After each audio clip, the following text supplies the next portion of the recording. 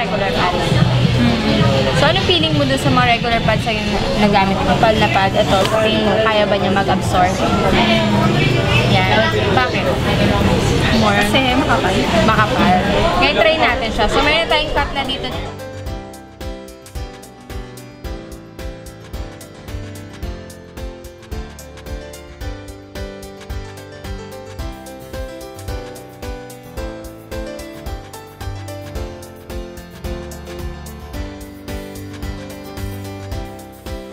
Then ngayon, itry mo i-press nung makapal na pad natin. Tignan mo kung may lalabas pa siyang liquid.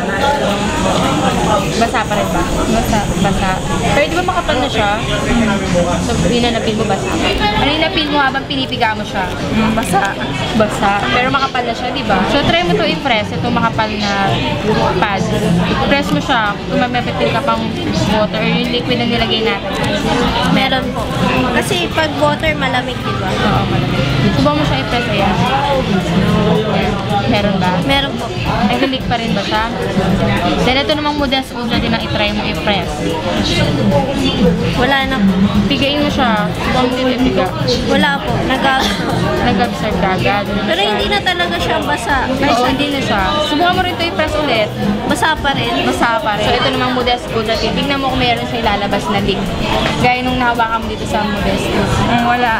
Wala. So ikaw tatanungin ka, convinced ka ba na kaya niya mag-absorb ng Modest Ultra din ng liquid up to 100 times? Okay. Magaling siya. Ang galing.